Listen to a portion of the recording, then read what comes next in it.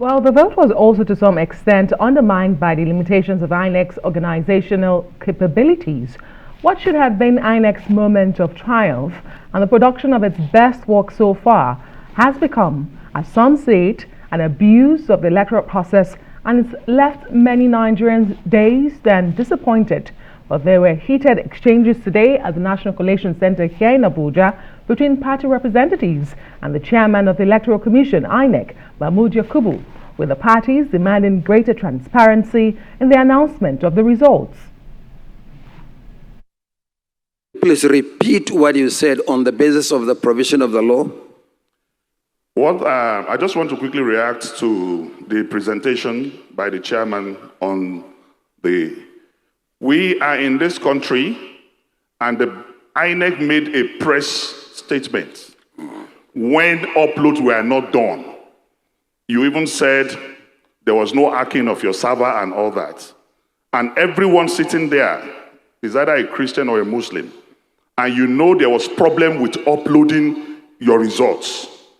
Till this minute I'm speaking, many results have not been uploaded on your server. So you cannot be using justification that votes took place at the polling unit when INEC failed in uploading results from polling units.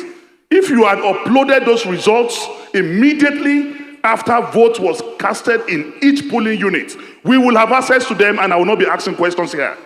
But as I speak to you, those results were not uploaded for hours. Yesterday, I complained to you, the chairman.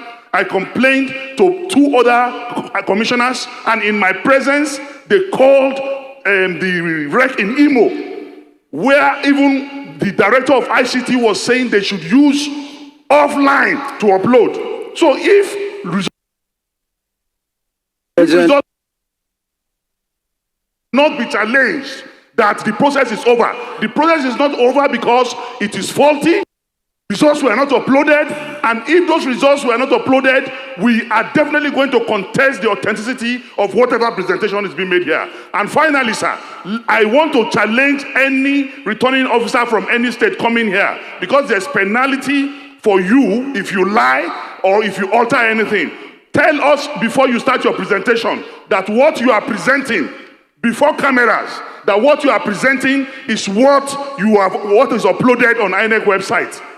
Please say that and see if you have given wrong information, you will not go to jail. I am one of the Nigerians that have absolute confidence in this electoral process.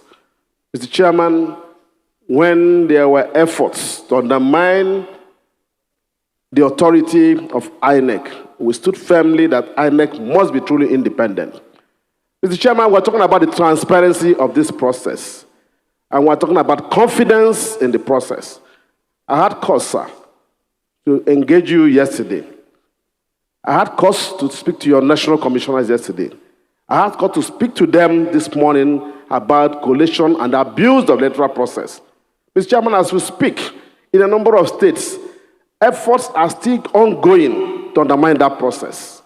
Result sheet, Mr. Chairman. I wish you can just confine yourself to what has been presented from Kwara. Yes, sir. Mr. Chairman, if you are talking about what is not before us, this discussion will be unending, and we are not here for an ending discussion. Sir, the point for collation of results. Mr. Chairman, please, sir. The point I'm making, sir, is that it is clear that there were problems with uploading the results, which is fundamental to where we are. And we are saying it is important that we know, that Nigerians are aware, that electors know that the votes they've cast were properly uploaded and it reflects the wishes of the people from polling units. Mr. Chairman, fundamentally, that collation officers and return officers were forced by people who think they're more powerful to return results. And Mr. Chairman, it is important that that is addressed. Former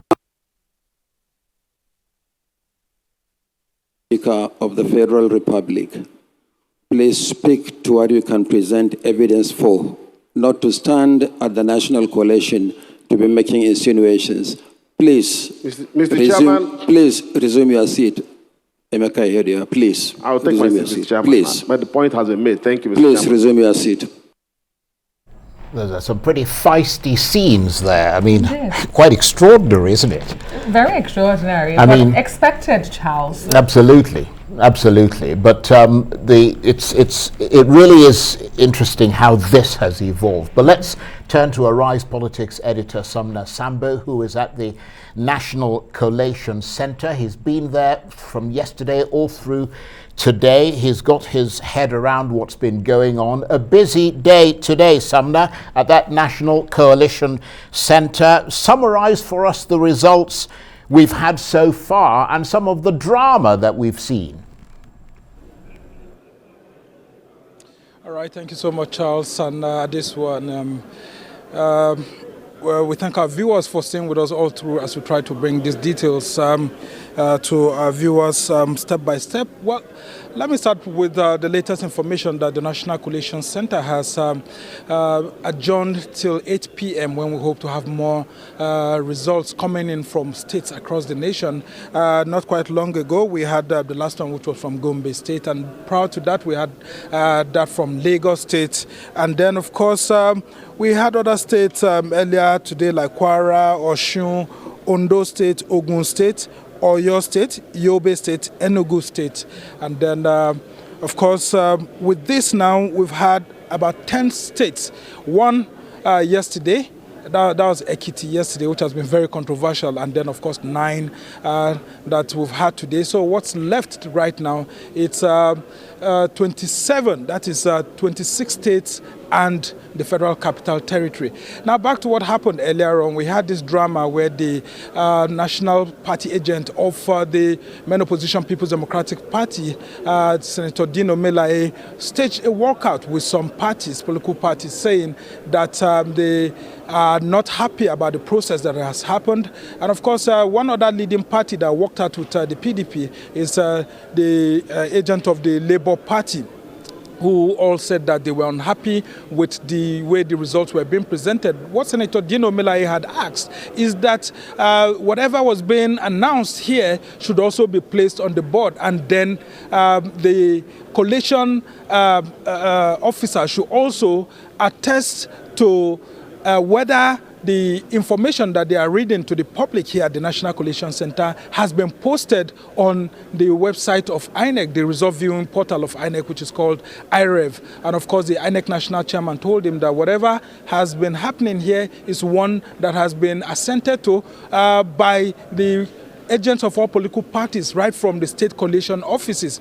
And as such, yes, in as much as he has an observation to make within that perspective, nonetheless, he should allow the entire process to go through. The INEC has the powers to review some of these results, but it is only after the entire collation at the National Collation Center here has been done, that's when INEC at the national level can intervene. But for now, the result announcement has to go on. And then, of course, when we came back from that break after the walkout by these two and other political parties, we were greeted by an amusing situation where some of the political parties came back and said, look, they are not part of that walkout, starting from the SDP to the Action Alliance, to the NRM, down to the Boot Party, including APC itself, and some other parties. I mean, some of their party agents, including some of the national chairmen that were present here, said they are not in consonance with what the PDP and the Labour Party and others had done. And so as it stands right now, we've seen like about 2 to 3 results being released without the Labour Party agents and that of the PDP agent and some other parties being present. So that's where we are at the moment. A very important period in the life of our nation, even as we await more results from other states of the Federation. Important and very controversial, you may say, but may I ask you something that, to your mind, has INEC, through the returning officer, who is the INEC chairman, provided enough clarification as to why the results are not being uploaded transparently? Well, if we are to believe what the Electoral Authority said, they actually said that they had some delays and challenges with the portal. But since the elections got concluded on Saturday night, they've been expanding on it, and we've seen results being posted. But a lot of anxious Nigerians have been raising the observation, including some party agents, apart from that of the PDP and Labour Party, who has stated clearly and quoted the Electoral Act by saying that even INEC's guidelines for the conduct of the election by its electoral officers actually state that once the results are released, they are supposed to be uploaded swiftly.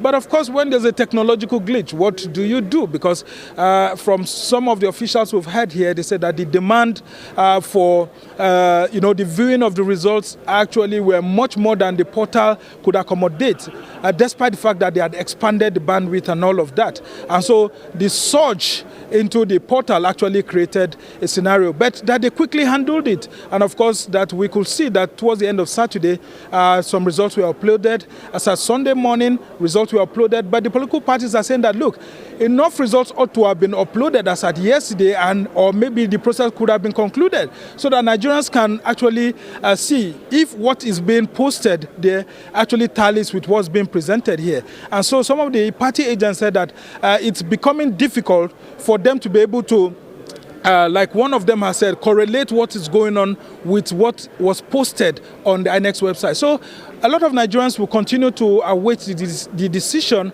of the electoral body on when exactly it hopes to have all results posted on the IREF portal, so that they'll be able to, do the best that they can. But INEC national chairman has called for caution. Some of the other political parties too have called their other political parties, urging them not to terminate the process. And of course, we also have some members of the civil society saying that, look, this nation is greater than politicians and the political parties. They should allow the process to come to a fruitful end before they can now use the legal means of resolving some of these disputes, either going through court or other processes. And Sumner, as you continue to try to explain those areas of jeopardy, if you like, for INEC, because, I mean, as you said, quite a few of the parties appear to be rejecting the process of releasing these results and are taking a hard line on it, led by, as we said, the PDP and Labour. In fact, they've called for the results to be cancelled. We heard the PDP saying that we saw the Labour Party holding a press conference to that effect. Is that just hot air, or does it carry some weight? Well, Charles, this actually carries some weight, considering that the Labour Party itself has been victorious in some places, upsetting the electoral map that had been drawn by some of the bigger political parties, which never gave the Labour Party a chance. And so it will come as a shocker to so many Nigerians if the party is calling for a total cancellation. But as at yesterday, they had called for a cancellation only in Rivers State, saying that they were unhappy about the outcome and they had felt that there was some form of manipulation and all of that, while asking the Electoral Authority to ensure that the due process is followed. But for the People's Democratic Party, yes, they've also seen some progress being made by the party, winning in some parts of the country. And so a lot of people will also be wondering why the PDP is also calling for some cancellation. But at the heart of this controversy, Charles, is actually the result of Ekiti, which was made known yesterday. So the Labour Party and the PDP had made it clear that it looks like the result was tampered with. They said that the total number of registered voters, with those who came out to be accredited and those who eventually vote, there seems to be some discrepancies there. But when they eventually came to the hall here and they made known some of these, their concerns, the INEC national chairman told them to do a petition, a formal petition, instead of raising, some of these observations here, because based on the information available to him, including the results submitted by the state collation officer for the presidential election, the scope, there seems to be no controversy there. And so that seemed to have angered Senator Dino Melaye, who is the national party agent, one of the national party agents for the PDP. And of course, he tried to create a stir here. A lot of Nigerians concerned about all of these things that are happening. Yes, I can tell you, because the INEC seems to be under the radar, because a lot of people had expected swift posting of those results, because INEC itself had said that they were going to do that. So if INEC breached its promise without ensuring that all results were on its portal in 24 hours, then of course it calls for concerns. And of course these political parties have expressed that they are dismay at this, and of course it's not bad for them to actually call for cancellations here and there. But calling for a total cancellation of the entire election, well, no one can actually say what exactly how that will turn out, because we haven't really had so much of that after elections have been conducted. Mostly elections have been postponed before or on election day, but not totally after elections have been conducted, with results being reeled out like we've seen here.